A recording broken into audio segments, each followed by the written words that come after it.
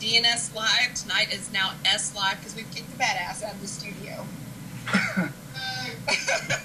Anyway, I'm sure we'll have an appearance later. I hope everybody had a good week. Obviously, we've had a good week this week. I'm sitting here in a pretty good mood laughing. So we're going to have fun with tonight's guest, too. We've got Jason Gentry from PSI on from my hometown of Plano. Shout out to you, Jason. How are you? You know, when I was with Torch and we did Torching Hot Topics, you kind of stood us up on the show.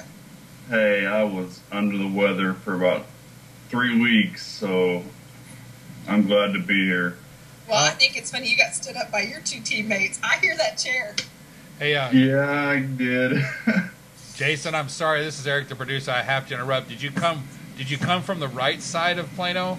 Yes, he did, not the left side of Plano. Yes, I came from the right side, East Pride. Oh, Lord. Did you come from, Eric? I'm sorry. I came from the original side over there on the other side of 75. You came from the old side. The one they built first, you know. Then they had to expand it and make it better, and then they built the east side. I'm sorry, but, you know, East Side is a lot better. Just face Eric. And we all, none of us can really complain about anything because our high schools still can't play each other without tearing up our own buses. Right. That's true. I'll give you that. Hey, and they gave us the third high school in the mix too, so you know they kind of screwed it all up for us. Sorry about that. I had to pop that in there. It's a Plano thing, folks. You wouldn't understand. Yeah, it's a plain old thing. It's a big rivalry, so. We'll have to educate people on that. If you guys want to know, you can get in the chat room, and we'll have Badass talk to you in the chat room instead of swinging the rods over here. I think we got some training going on at the same time here, Jason. Oh, really? Yeah, he's over here. You don't see the rods over here in my corner? Oh, I do now. Yeah. Just had to come in here. You got any questions for Jason? You get to be active tonight? Not yet. We just started. Not yet. Oh, my. Jason, what have you guys been up to lately?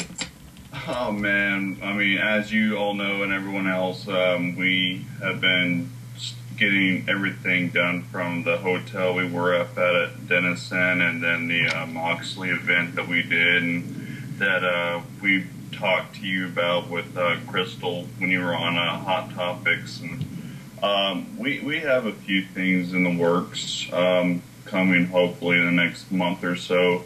We're right now, unfortunately, we were unable to make the Granbury event, and just want to, you know, give our thoughts to everyone down there, and especially up in Moore just the other day, because this weather's been absolutely crazy. Yeah, it has.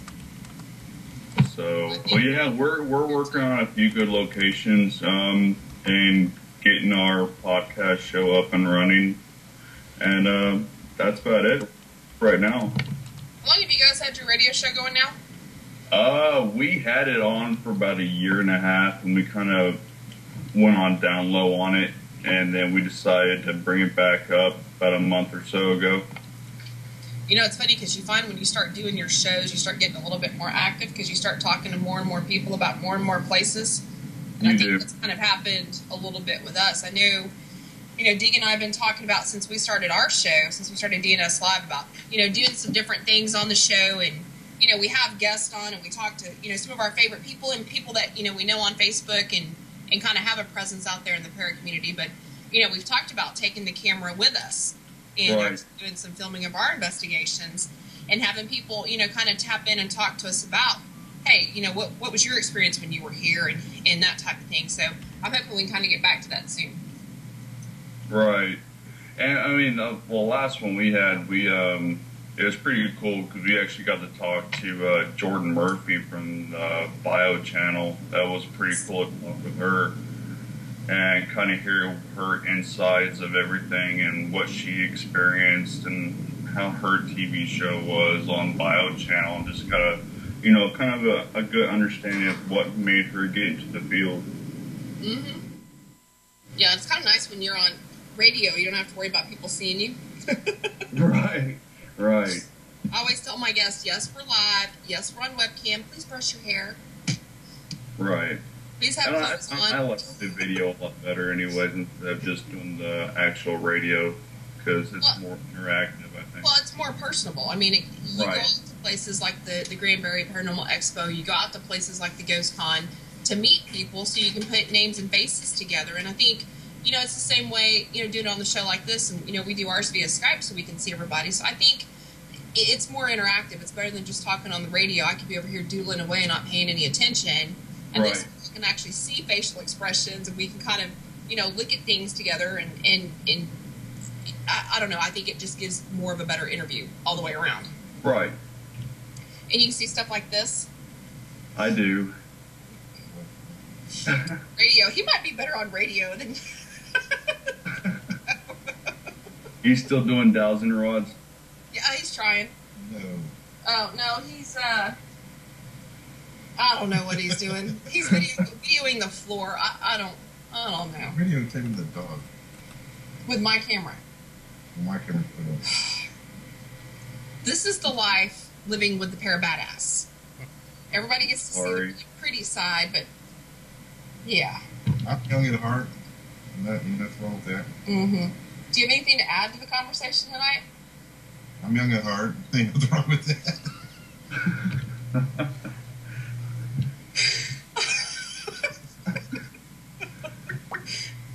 We need to go out investigating sometime, Jason, and put Para Badass on point. I mean, we're close enough to do it. Mm-hmm. We need to pick a really good spot and see how well he does on an investigation, because he's not a very good show host. I think I can come up with a few. I want a really good scary one that we haven't been to yet. It's workable. Yeah, we need to work on that. We need to work on something doable. He's still in training mode as far as I'm concerned. And I'm not getting an argument. So anyway, okay, so you guys went up to the hotel. It's taken y'all forever to do some evidence review, and I know y'all have kind of teased us. How did you find that location, and what kind of research, what kind of background does the place have? I mean, kind of fill us in on that, because I know that's been a big thing for you guys and a big thing that's been posted on Facebook. Right. Basically, we got the information from our case manager. He kind of knew the owner at the location. He got in touch with her because he was at the location doing a film with one of his filmmaker buddies, and they actually did some scenes up in that location, and he contacted her and said, hey, I'm with this group, and would it be okay for us to come in and, investigate and everything like that? And, well, when we got the green light to go ahead and do it, we went ahead and looked up some research, and the only it's really hard to find research on that place because it's kind of like the Baker and Mineral Wells, how it's the biggest location in that whole town, and they consider that still the biggest building in the Denison location. But what happened was the hotel was around in the late 1800s, early 1900s, and had a massive fire that started from the 10th floor. And basically what happened, the fire got so out of control, it actually collapsed all the way down to the 9th or 8th floor and killed about 50 to about 100 people. unexpectedly because they didn't really have much time to react. And as of right now, the only claim that we heard is people still, and believe it or not, the actual location was 2 blocks away. So the location we were at was not, it's still associated with it, but it was kind of close to the actual original location. But people say that they always see a little girl either on the top floor or walking around the lobby or the second floor because she doesn't know what happened, and she's just basically curious on finding out answers on why she's still there.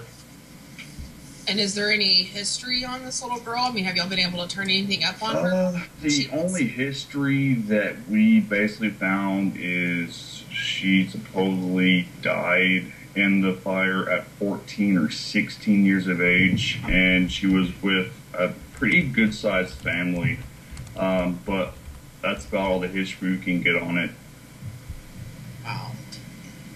But, I mean, it's a sad thing, and we definitely want to go back out there, and from what we discovered, there's a lot more answers to be resolved, and we're trying to get out there probably in the next month or so for a follow-up. You see that tends to happen. You know, you go out to a location, you have, you know, a handful of questions, and you get out there and you get more questions, or you find an answer which leads to more questions. And I have a feeling you guys a couple of times before you finally get some stuff resolved. Right, and we did a lot of sessions with the spirit box over there, and we had some pretty cool experiences. Like, I know we went on the best day you possibly ever could ask for because we had massive storms coming in that night with thunder, lightning, rain, so it was a perfect setup for a huge night.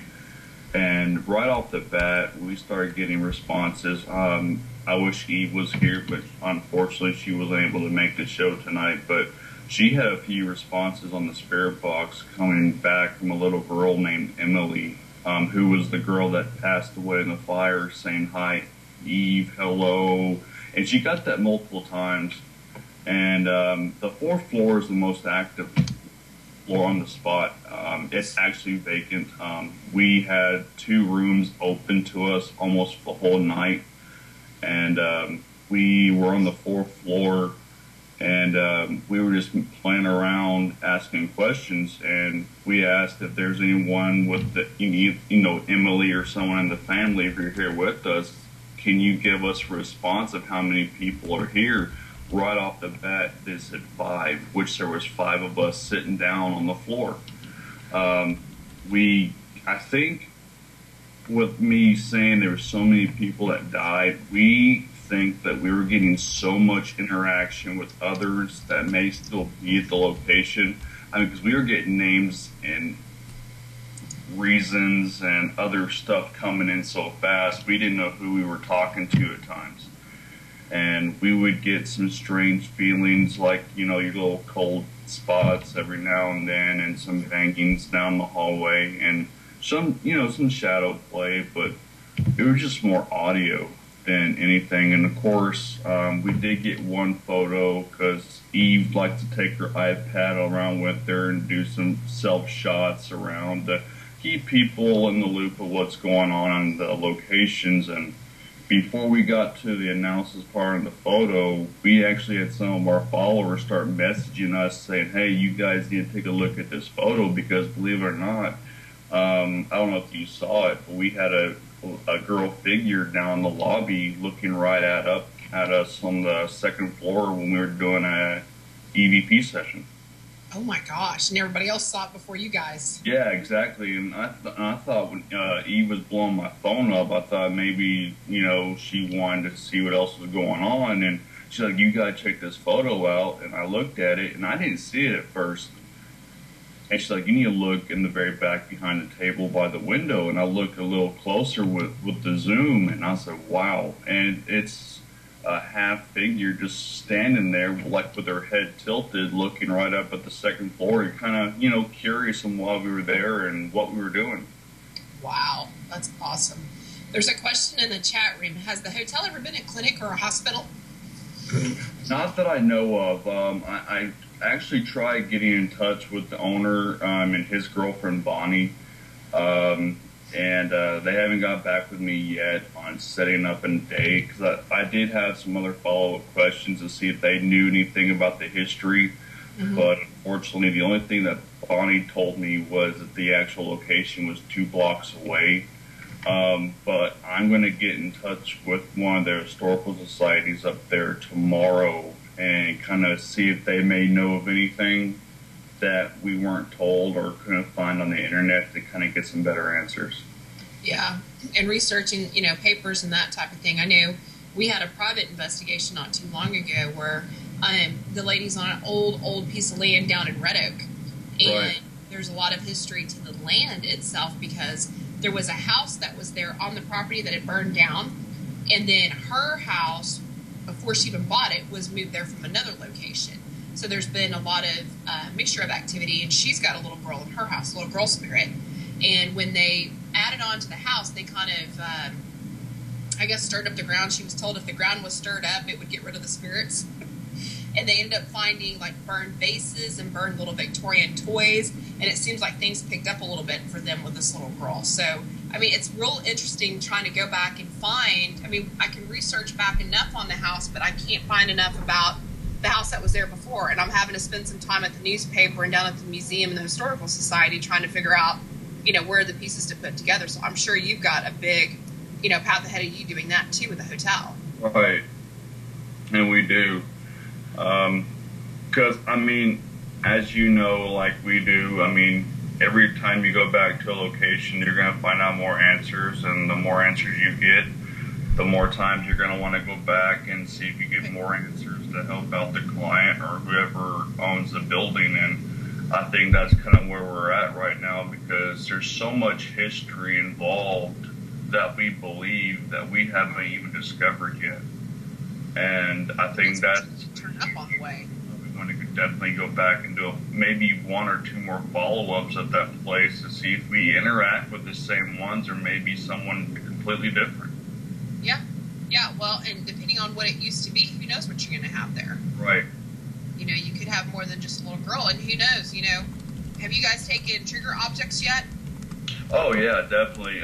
We took playing cards and actually got some activity, because one of the rooms on the second floor used to be considered like a gentleman's club where they would smoke cigars and play cards and kind of hang out while their wives or significant others would do their kind of things just to get away from all the daily activities. And I think next time we're going to be up there, we're going to bring like whiskey and some other stuff to kind of get the party rolling a little bit more and see what else happens. I'd be curious to see. We actually found at Walmart, and my daughter loves these things, but they're balloons that inside they have a little glow stick, and you can pull the tag off the glow stick and lift the balloon and they'll glow. So you kind of get a 2-for-1 special in it. And we took one to our client's house, and something just told me, okay, the little girl's favorite color is purple. Which girls either like purple or pink, Right. We took it out there and stuck it in one of the rooms and kind of waited for her to play with it. And I left it with the client that night, and I need to find out, did she play with the balloon or not, because they have a dog as well that they think kind of moved around the balloon. But, it's a great tactic to put on camera and sit it down and see what happens, because you can see the balloon moving for the glow stick. Right. So there's all sorts of little things. Candy, we've tried candy with little kids and cookies, because stuff that they couldn't have, little special treats and stuff. Yeah. So I'd be curious to see what you find out with the little girl.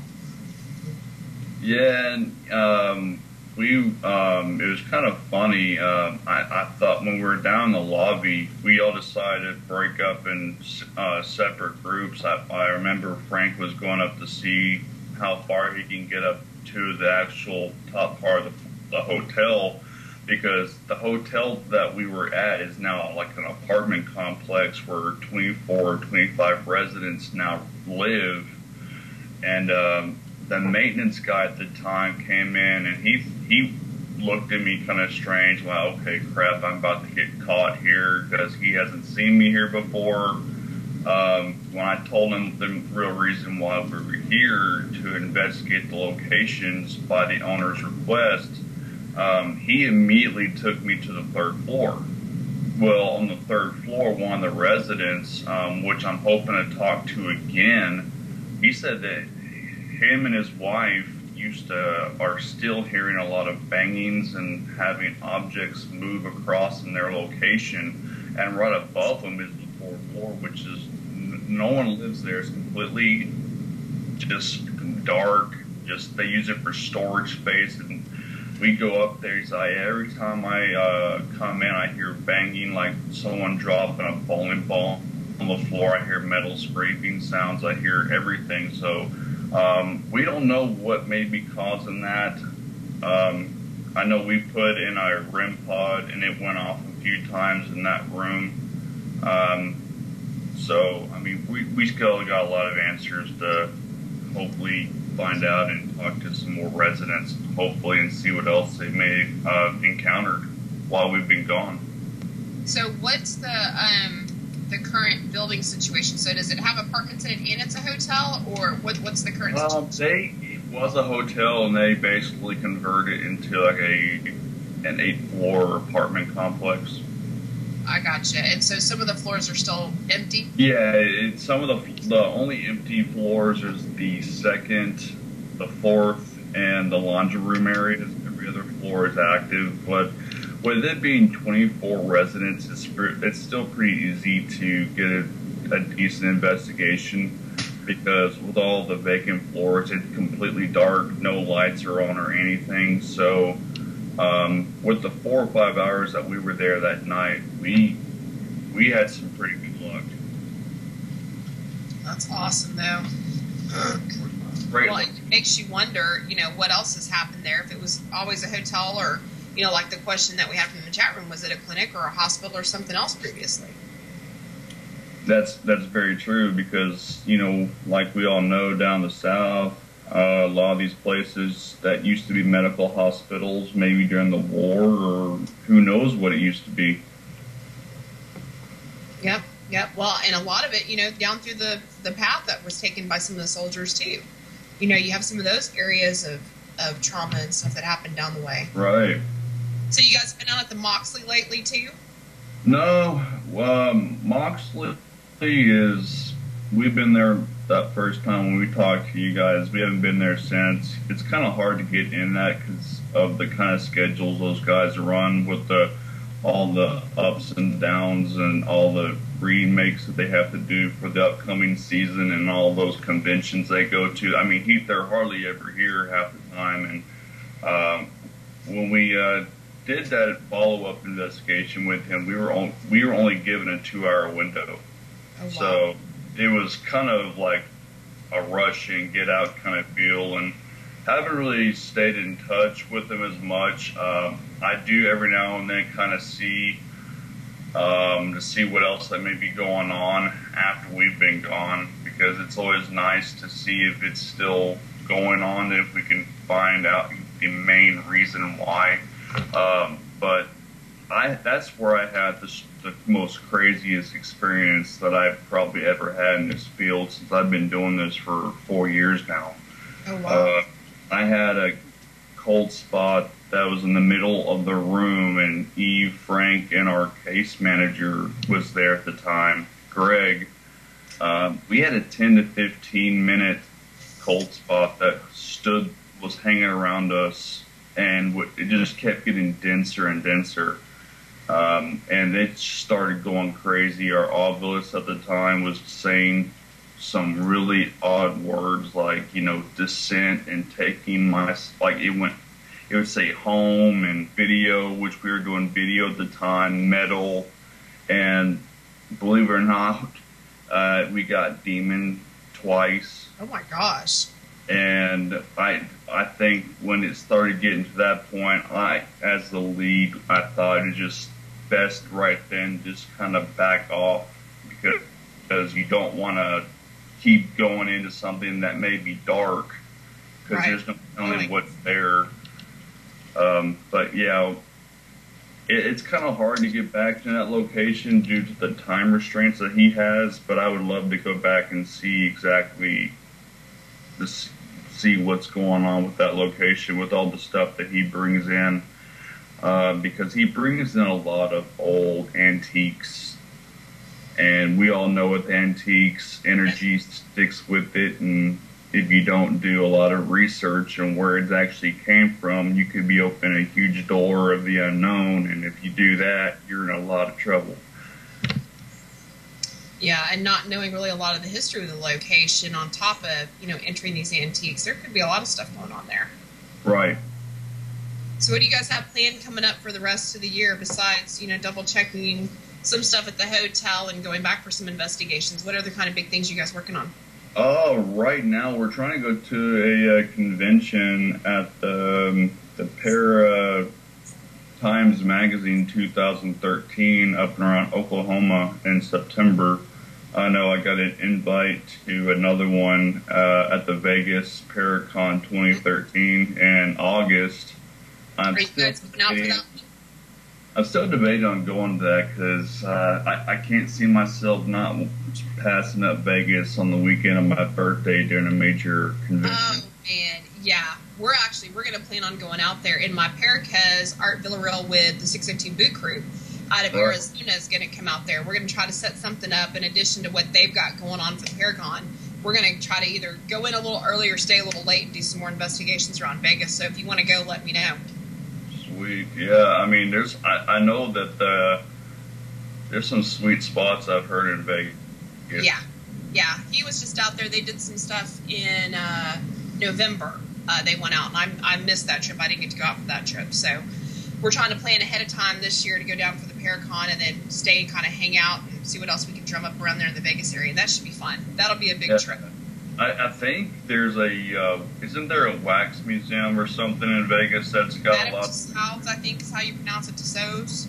Yeah, it's out there, that wax museum, and then there's, the gold mines, and there's all of that stuff around there. Right. So trip on all of its own.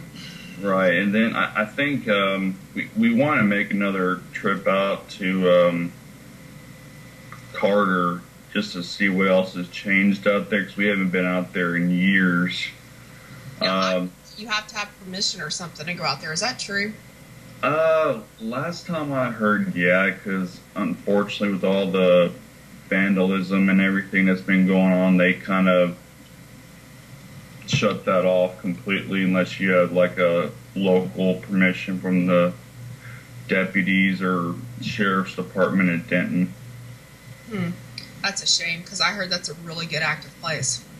Yeah, that's where our instigator Frank had most of the activity. I know they're still having dreams and experiences to this day from that location. It is insane. Wow. You haven't been out there yet? I have not because, we looked at going out there and then we found out that you have to have permission. So it's like, okay, well, who are you supposed to get permission from to go out there? Well, can we just make a day trip? Without even having to be out there at night? Well, it's kind of like we the first time we went out there, a deputy from Denton came out there kind of checking us out to see why we were out there and what we were doing. And it was kind of crazy because all that's left is a schoolhouse and an outdoor area where I guess they did some gatherings or some sort. The deputy would not even go anywhere close to the schoolhouse. He would just peek in, and that's about it. Nice. My studio's falling apart. Wasn't him. Yeah, it was. Because he was sitting right here pulling on it.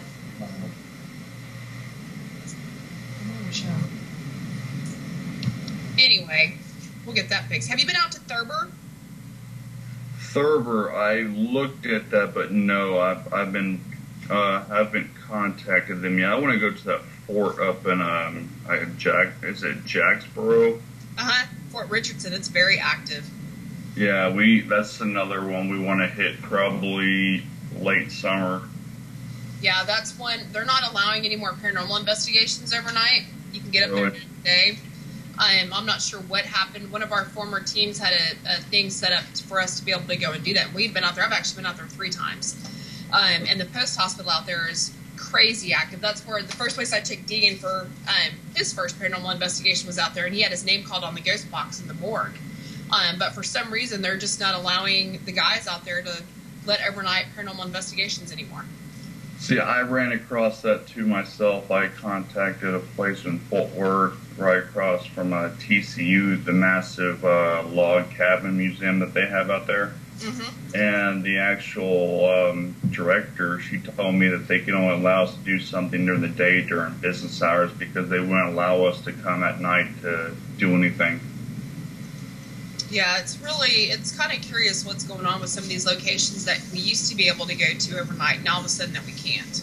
And I haven't heard anything bad about, any other team being out at Fort Richardson to have ruined it for everybody, or if it was just a matter of some of those places are more concerned about liability and somebody getting hurt and not really having a signed waiver or something like that.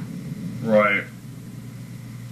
And I think what it is, too, what's hurting us a lot, too, is with all these people going out to these locations think that they know what they're doing, and they're doing a lot of vandalizing and things like that. Yeah, or they're doing stuff to the actual property thinking they're doing good. What about Parkdale? Have you guys been out to Parkdale lately? No. We haven't been to Parkdale. I do know that right on top of our list, we want to do Jefferson, Yorktown, and I'm about to go out of town next week, probably to San Antonio, and I'm going to check out some of those missions down there and see if I can get in touch with those people and let them know that, hey, this is what we do, and we're from the Dallas area, and maybe check those places out while I'm down there, take pictures, and pass a few cards out and get the name out and maybe try to get something from that area too. Yeah, so have you guys not been down to Yorktown yet? No, we were actually planning on going last year, but due to schedule conflicts, they were already booked at the time. But the caretaker who takes care of all that, he said that the best time for us to call back would be, later on this summer when he gets open again, because there's so many groups that want to go check that place out. Yeah, we've got it reserved in September. Yeah. We've got it reserved in September, and we may actually have some extra spots. So get with me after the show. Okay. Because we're doing that. Yeah. And actually going to Black Swan Inn, too. Black Swan Inn, I want to check that out. I have so many locations around here and outside that I want to definitely check out. It's not even funny. It's like a huge bucket list. Yeah. So what's the biggest location on your bucket list? The biggest one on mine is Ashmore Estates up in Illinois.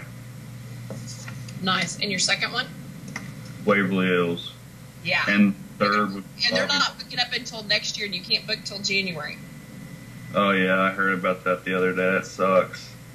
Yeah, I had a chance to go this year, and scheduling it's everything with the scheduling. I get my daughter every other week, and it's like everything falls on the weekends that I have her. It's like, ah! I know, it's crazy because, we run through a lot of schedule conflicts right now just with the four of us, and some of these locations, well, can you do this at this certain time? And it's like, oh, crap, well, we always got to push it out further because we want to get at least, a good 3 out there, but it's always 1 or 2. Yeah, definitely Waverly Hills, and then I have to go to Bobby Mackey's. Yeah, see, I don't know. I'm kind of on the fence about Bobby Mackey's. Like, part of me wants to go, and it's really curious, and I think it'd be awesome. And then there's the other part of me that's like pulling me back. It's like, okay, what if you do find something evil there? I don't know. I'm kind of on the fence. I think I'd probably go. Yeah, that's the same thing with us. Is you got I think it's what they call Hell's Hole or something. Yeah, and that well. Yeah, and every time, and I think what Wanda did is he blocked that off completely because of all the bad stuff that's happened. I think the energy is still there. You can block it off, but the energy's still there. Right. That's Bobby Mackey's is all that energy. Right. That's just crazy. You know, I watched the other night, and it was a repeat, and shame on me. I used to stay up on my Ghost Adventures a lot better than what I have been. I've been really bad about that. I used to be on top of that stuff Yes. every Friday, and now I've been falling. I don't even know where they're at now. I don't either. I think I've missed the last season and a half. And when I do catch it, it's a repeat. It's not like a brand new one. And I used to be so good about Friday night. Don't bug me. I'm watching Ghost Adventures. Right. I'm going to Right. ruin it for everybody if you're not, watching the first one, you're watching the second one. But they went to a location, and I can't think of the name of it, but it was a really cool hotel that had a brook in the bottom where the lobby is. And they actually did some experiments down along the water, and then they actually did some, in the rooms and stuff. And I thought, man, what a great location to go to because of that brook. I mean, you've got everything you need right there for paranormal activity. I thought, man, so I need to go back and see what that location was. I actually DVR'd it, so I need to go back and write down the location. But, I kind of want to branch out. Everything around here locally that we have, we've either been to or it's kind of over the top, overdone, or something like that. Everybody's been there, you know what I mean? Or you can't go. We tried to go Saturday night. We tried to go to Old Alton Bridge, Goatman Bridge. Yeah. And we got down there. There's a bunch of kids down there getting drunk. So I'm like, Yeah, it's crazy. The last time I actually tried to go down there, we actually got stopped. I think it was about 9:30, 10 at night. We got stopped by one of the deputies, and he was very nice and everything.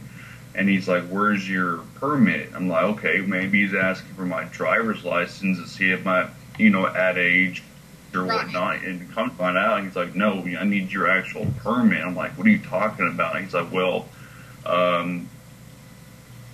we just recently decided with all the trouble that's been going on over here, we need to have a permit if you want to stay out here after 10 o'clock. I'm like, "Since when? I've been out here numerous times, and that's never happened." Permit. Yeah, I mean, I said, "You're got to be kidding me." He's like, "No," and I'm like, "What?" I mean, I've been out there with one before. It's not a big deal. You just call the deputy's office and say, "Hey, I'm doing this." But yeah, he said that if you didn't have a permit, you'd be cited or a fine or something. I'm like, this is ridiculous. Well, no, but you know what it is? So this goes to a lot of places now. It used to be we could go anywhere and investigate and either make a donation or not be charged. And now, Right. because of all of these ghost hunting shows and because of all the teams getting popular in the area, people are starting to figure out, the economy's still suffering. So they need a way to make money. So what they're going to do, as a city, they can enforce that, and they're going to permit at it. So now we're going to start paying a permit fee. And I guarantee you it's probably a per-person permit fee and not just a team as a whole permit fee. And we're probably going to have to pay for it so the city pockets off it so we can be out there. But thing to that, there is one good thing. One is if you can get a deputy out there when you have your permit and you have your time scheduled, you can get rid of all the drunk teenagers that are down there. Right. Are in and dancing along the bridge. So there's kind of, I don't know, there's a plus and minus to it. I mean, we don't get paid to do what we do, and we put a lot of money into our equipment and a lot of time and energy into this that You do. it kind of bothers me that we have to pay for something like that I could go to during the day and look at as a historical marker, which is what it is. Right. Because the last time we were out there, we ran across a bunch of kids like you guys did, just goofing off, trying to call out what they think the goat man is and everything, acting stupid. And they found out that we were actually, investigators of a team. And they're like, "Oh," and right off the bat, said, "Are you on a TV show? Or you?" I'm like, "No, we're not on a TV show." And they said, "Oh, that's so awesome." And they start following us around, kind of see what we do with the equipment and everything. And probably about 5 minutes later, the group of 10 was down to like 1. They all just gave up. They got either too scared or felt uneasy, and they said that they'd had enough. Well, and that's what happened to us. This kid came up, one of the girls went down and asked, because at first we thought, well, maybe there's another team down there because we could see 4 people on the bridge with flashlights.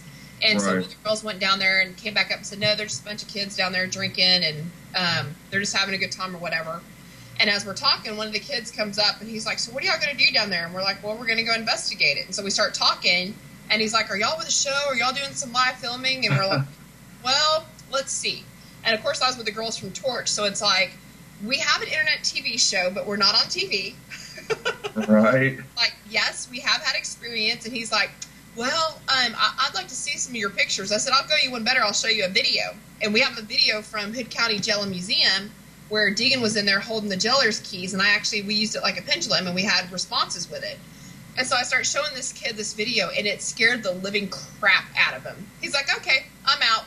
He's walking off, and I'm like, well, we're going to go over to the cemetery. You want to come? And he's like, no, I'm out. Yeah. Just got to laugh. We're like, all right, well, if you're out, why don't you leave and let us go down there? Right. But yeah, it was very frustrating. And, you know, we went over to a cemetery that was there over on the other side of 35 and had a little bit of activity, but nothing really great. I was looking forward to Goat Man, you know, and kind of, I've read the legend and all that. I was kind of prepared for that. I wasn't prepared, you know, I had to kind of shift focus and think about a cemetery. So I was kind of disappointed in that. Yeah, and you hear so many stories with that location. Like, I've heard stories, you'll see, like, a bunch of shadow people or blue lights flying across near the bridge, or, like, I'm sure you heard about the orange unknown mist that shows up in pictures, and, the cab, like the wagon and the horses that show up on the bridge, and you turn around, they're no longer there. I mean, there's tons of them. There's all sorts of rumors and stuff around it. Well, and isn't Goatman Bridge the one that they talk about having Indian spirits or something chase you across the bridge? Yeah, that's kind of crazy you bring that up, because I think when we were there once, there's actually, I don't know if you guys have found this, but there's, you know, right where the bridge is, where the parking lot is, all that asphalt parking, and you got the road that kind of curves in. Well, when you cross that road about maybe a good 10 minutes, there's a house up in that area that's been completely demolished. And we walked up, and you gotta go through the woods, of course. And but we went up there, and Frank had a very strange experience with what you say Indian spirits, because he is actually chased back out of something of the unknown. The EMF detector was going off, and branches were actually falling off the tree while he was running, and the branches were falling off behind him. And you can actually hear footsteps running after him through all the leaves.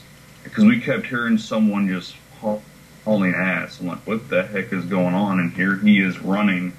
And he said, dude, you're not going to believe this, but something like actually brushed up against me and started physically running after me. Oh my gosh. Now, And which side of the bridge was this on? it's Old Alton Bridge. So it's still on that side of the highway where the bridge Yeah, is? it's on, basically, when you're at the bridge, it's like probably 10 minutes on the other side of the bridge and on the other side of the road. Okay. I do know about that house because I've heard stuff about that house and about some kid spirits, I think, over there. Because Right. that was the other thing we were going to check out the other night. But with all the noise and all the kids running up and down and screaming on the bridge, there would have been no way we would have had any valid EVPs or anything on the other side. So I want Right. to go back out there during the day and kind of do some looking around and investigating before we actually go investigate. But yeah, I have heard some stuff about that house. That's why I was like, okay, wait a minute. Are you talking about the same house I'm thinking about? Yeah, because when we first discovered it, right off the bat, we started getting some crazy stuff, because me and Eve was staying back just to watch out and do some, photography and some video at the time, and me and Frank decided to go up in the actual house to see what's going on and to see if we can get anything to interact with us. And about 5-10 minutes after we were just walking around trying to see if anything was going on, Frank just stopped right in front of me, and we saw like a 5.5 foot to 6 foot black mass move from the interior part of the house to the far left side of the house. And then we started telling Eve, hey, you need to start taking some pictures around us just to see if you may get something, because we're getting some strange stuff happening around us. And that's when we decided to head back to go towards the bridge and see what else is going on. And that's when Frank started getting chased right behind him. So I guess someone didn't like us, at the house and wanted to get us off the property, or I don't know what the reason was. Yeah, wow. That's interesting. And what time of day was that? It was about 12 a.m. So pretty close to, not really, really close, but pretty close to witching hour. So that's interesting. Yeah. So yeah, if you haven't, I mean, it's a good location to check to see for like pictures and everything else, maybe during the day. But Just make sure I get my permit. I know I hate those things. Wow. Well, it makes me wonder where else we're going to try to go locally that you're going to need a permit for. You know what I mean? And I know we've been running through the same problem. I have, I got contacts. I talk to a group pretty frequently in Savannah. I'm sure you've heard of Savannah Paranormal Investigations. I talk to them and a few others, and I just say, I don't know what it is about places around here that they're not real easy to talk to about situations with the locations, or you have to pay an upfront fee for a permit. I mean, it's ridiculous. Well, and it used to be, like I said, with Gopin Bridge, it's a historical marker. So you're going to charge people to go up there and check out this historical marker. So does that mean, and see, Fort Richardson is a historical location too? Well, so that's the same thing with Carter. All of it? Carter's the same way. You get the Texas historical marker, and I'm thinking, why would you, stop from people to go check that out if it's a part of Texas history? Right. Well, and you know what? If they're it just all doesn't make any that, sense. Yeah. Well, if they're all going to do that, can we just buy one historical permit for all of Texas? That would be nice. I would pay $50 to $100 for one permit to go into any historical location. That to me would be worth it. That's worth the money. But for each location, no. That's no. And there's too many forts and too many military locations around Texas that we can go check out. And if they want a permit, I don't mind paying that as long as it goes back to the upkeep of like Fort Richardson, their area, or one of the others. But right. Just to think you're going out to Old Alton Bridge, what are you doing? Because you're not maintaining the bridge. They don't still still use it. It's not like you're having to do maintenance for cars to go over it or anything. So I don't know. I think ghost hunting's become so popular with all the shows and so forth that those of us that are really into it and have been doing it a while, I feel like we kind of get the brunt of it, getting charged for all of that. Right. And I don't know, and we wanted to go back to Hood County Prison, and then we come to find out they're charging $50? Yeah, but you know what? That's not bad though. Jail. Yeah, I love the jail. That's one of my most favorite places. And we would go out there. We'd probably pay them about $50 when we went out before they required it.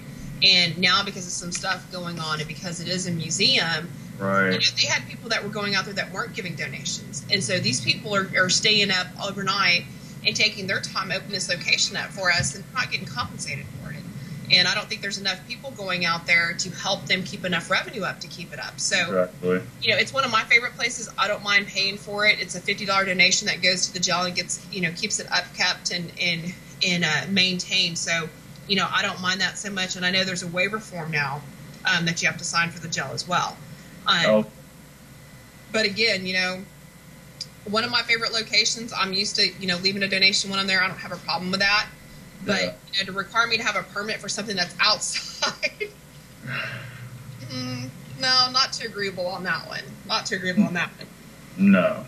I'd like to be able to find something similar to Hood County Jail around here. Something with some more historical background to it. And it just seems like it's hard to find something that you can get into, first off, or something that's even large enough or even open to where you to it. You've got Millermore Mansion downtown that you could go to, but they're only opening up for a couple of hours, and I can't get the lady to return my phone call or my email about getting it. And the last I checked, I think it was... There's one that I really want to check out is the original site for Old Parkland Hospital. Yeah, matter of fact, I was talking tonight about that. And that's another hard one to get into. I know it's not, a lot of it's not there, but it's so covered by Dallas PD and everything. Yeah. And it's just hard to get an opportunity to go check it out. But I have been wanting to go down to Navarro and check that location out, the Navarro one that I guess was like a hospital or sanitarium at the time that's no longer there. I do want to check that out. I may take a little mini road trip down there and do some stuff. Yeah, and that's kind of what you have to do nowadays. I know, I've been doing some research of some of the more popular ones, like, there's Yoakum Hospital, there's Old South Pittsburgh, there's all those that we all know. But, there's Tri-City Hospital it's Dallas, but it's almost Mesquite. That's been closed up, and the owner there is very nervous about people getting hurt there. They've only allowed one person officially in there, and the lady actually did a film. I guess it was 2 years ago. They used it for a backdrop for a film, and she signed a waiver and got permission from him. But then, there were some teams going over there that were, I don't know if they were paying the security guards under the table or what, to investigate. And so I contacted the owner, and he's like, no, nobody has permission to be in there. And so I want to go back and kind of approach him again and be like, hey, if we sign a waiver form, will you let us in there? Because, they're not doing anything with it. It's been back and forth, traded between owners. They don't know what they're going to do with the property. It was a main hospital for that area, so I don't know if it's going to be revived or not. But at least get some. I don't even mind paying $50 to go in there if you want the money to try to maintain it. But let some people go in there. It used to be a hospital. There's got to be something in there, right? And I think this is an asylum. Yeah. I do know. I keep hearing stories that up and around I think it's near the Whitesboro or Sherman area, there's a massive, I guess it was a sanitarium or a boarding school that's you're talking somewhere up in that area. Yeah, it's the Woodsman Circle Home up in Sherman. That looks like a good place. And they won't let anybody on property. Matter of fact, if you get caught trespassing, they will go to the extent of the law up there. Which, if it's out there and people are going to come, why don't you make a little bit of money off of it and charge us a little bit to go in there and investigate? And if you want to do it organized, then great. We've got locations around here. You've got Hill House that Linda will go and let you in and kind of stay with you. You've got Reindeer Manor where they come and meet you. We've got the Boneyard where they come and meet you. You've got all these places. Go out there, meet the people. If you want to stay. Have a security guard stay with them, if that's your concern. But, you can make some money off of letting some of these teams come up there and have an organized investigation. Really it's also the comment in the chat room. You also run into the territorial groups who guard the locations. And I think that's, I think that's bullshit. I don't think anybody owns any location more than anybody else. Right. No, and I got in touch with the Historical Society up in the Sherman area, and they got in touch with me by phone and by email, and I brought up that location, and they said, well, it's kind of a touchy situation right now. They didn't really go into much detail on it. They do tours every once in a while. But all they would give me information to for access was, the main cemeteries and a few other spots. I'm like, what? But they just said that you just now trespass in that big area. Yeah, I see. That's a shame. Now, correct me if I'm wrong. Is that a historical marker? I don't think it is up there, is it? I don't think it is. So it's not like it would have anything to do with destroying anything or any part of history. So it makes me wonder if there's not a ownership struggle or something underneath those lines that's keeping it from being open to everybody, especially if they're going to prosecute so hard and fast. Right. I think that, like you said with the owners, I think it's got to do something with the owners and maybe a bank or a private equity firm or something has to do with the property itself. I think if it was something with the city, they would be a little bit more lenient on allowing people to come in there to help. Because, if I had a place like that, I'd be open for donations to keep it up and running. Well, and that's what they do for Old South Pittsburgh Hospital, Right. And it's kind of what we're doing for Yorktown. You know, there's been all the promotions about saving Yorktown and doing donations. And I know Phil down there, he's a great guy. You know, that's what he's trying to do is preserve that. He loves having that location used for backdrops for films and for paranormal investigators. So, you know, there's places like that we can use for training.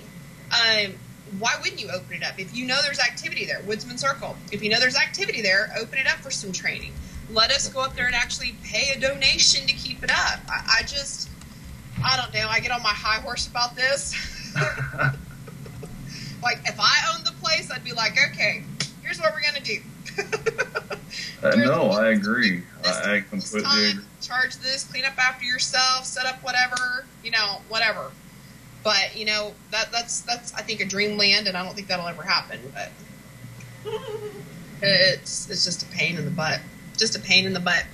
Well, we got about 5 minutes here. Tell everybody that's watching, everybody in the chat room, and everybody that's going to watch the archives, how can they get a hold of you guys at PSI? Basically, we have 2 main ways to get in touch with us. You can go to our fan page at www.facebook.com/PS Investigators, or you can go to our actual website, which is just www.psinvestigators.net. They'll give you every link to our YouTube, to our podcast.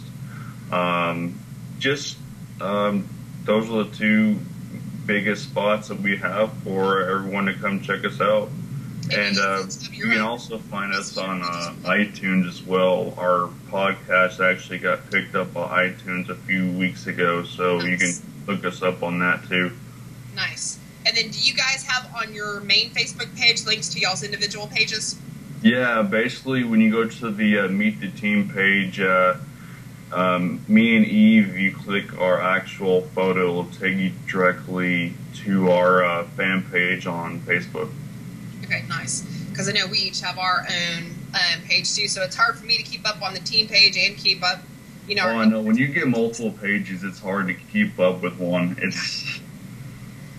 But it's kind of nice because the team has its own appearance and its own presence on Facebook, and we try to keep up, you know, investigations and pictures and stuff there. Right. We still are kind of trying to figure out how we want to post our evidence, if we want to do that on Facebook or on our website. But then we each have our own individual pair of pages where, you know, I'll post. I've been on 3 different teams, so I'll post everywhere I've been on my personal page, and, you know, kind of some of my experiences and my funnies in the para world. And Badass does the same thing on his, and Zach and Michelle on theirs. So we try to keep that for, you know, our own personal para experiences, I guess. Yeah. So it's a lot to keep up. And then we've got the fan page for DNS Live. So, I mean, oh, I know. to do this, oh my God. I think I keep up with them better. I'm having a hard time keeping up with my Tidbit Tuesdays and my Wacky Wednesdays on the page. That's a lot of work for one person. So anyway, let's definitely get with me after the show, and let's look at some dates to go out and do something. And then let's also look at you guys maybe joining us at Yorktown in September as well. Sweet. Awesome. Well, next week on the show, we've got Will Scoville from Voice of the Unknown. He's one of my really good friends, and I can't wait to get him on and wreak havoc with him. He's also one of the co-hosts of the Paranormal Mayhem Zone, so we'll talk to him about that with his radio show and see what's going on down there in Austin and down the Seguin area. So, Jason, I want to say thank you for being on the show tonight. It's been a long night for me. I think it's time for me to go to bed. Yeah. No, I appreciate it. It's nice to finally be on the show after missing the first one. Exactly. Well, give Eve and Frank a hello for me, and we'll get to you guys. Sure. Will do. Awesome. All right. Well, we'll see everybody next week. You guys have a great weekend.